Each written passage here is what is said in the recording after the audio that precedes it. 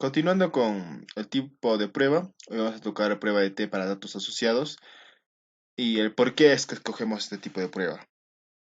Se menciona que en alpacas de la raza Huacaya se obtuvo el diámetro de fibra de la primera y segunda esquila, con el fin de determinar si es posible detectar alguna diferencia entre estas dos esquilas.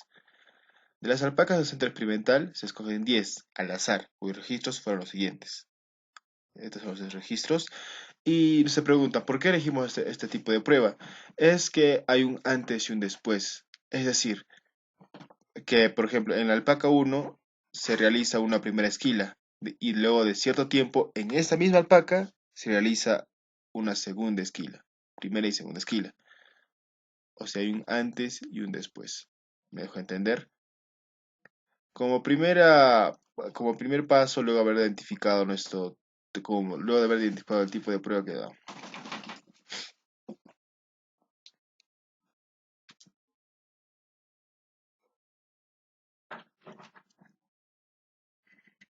Continuando con los tipos de prueba, esta vez vamos a hablar sobre la prueba de T para datos asociados, en la cual se menciona que en alpacas de la raza Huacaya se obtuvo el diámetro de fibras de la primera y segunda esquila, con el fin de determinar si es posible detectar alguna diferencia entre estas dos esquilas. De las alpacas del centro experimental se escogen 10 al azar, cuyos registros fueron los siguientes. Estos son los registros. Entonces se preguntan, ¿por qué hemos utilizado este tipo de prueba?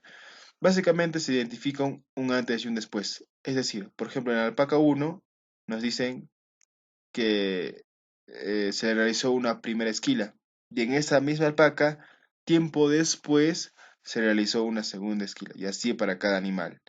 Entonces, para las 10 alpacas hay una primera y hay una segunda esquila. Hay un antes y hay un después. Me refiero a eso. Luego de haber identificado nuestro tipo de prueba, identificamos o redactamos nuestra hipótesis, tanto la nula y la alterna. En la nula mencionamos que el diámetro de fibra de la primera y segunda esquila son iguales. No hay diferencia. En la hipótesis alterna, el diámetro de fibra de la primera y segunda esquila es diferente.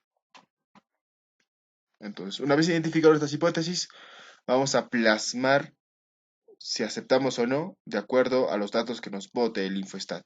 Vamos a hacer uso del programa estadístico Infostat. Se preguntarán cómo es que yo ordeno los datos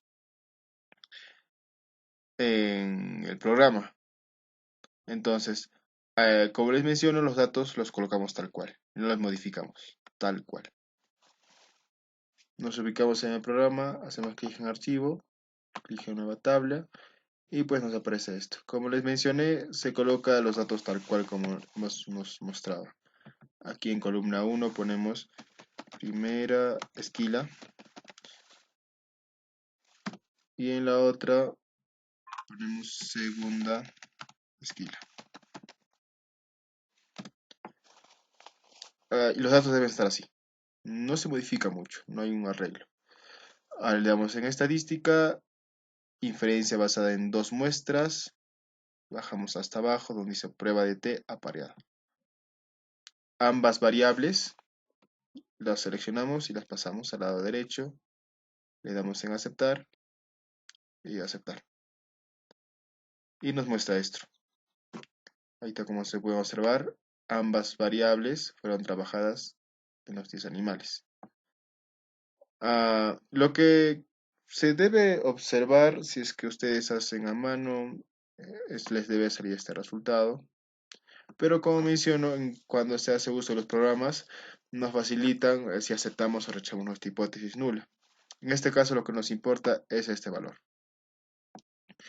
Viene de nuevo nuestro enunciado o la regla que siempre aplicamos de si P es mayor a 0.05, aceptamos.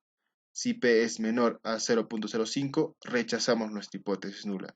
En este caso, el valor de P es 0.06. Me dejo entender, entonces este valor es mayor o menor que 0.05. Es mayor. Por ende, según nuestra regla, aceptamos nuestra hipótesis nula. Básicamente es eso. Aceptamos nuestra hipótesis nula. Entonces, Como les vuelvo a decir, en esta parte casi no necesita que modifiquemos mucho los datos, aunque en otras pruebas se ha visto que es necesario modificarlas, pero en este caso de que es prueba de T para datos eh, asociados, no es necesario modificar los datos. Eso sería todo.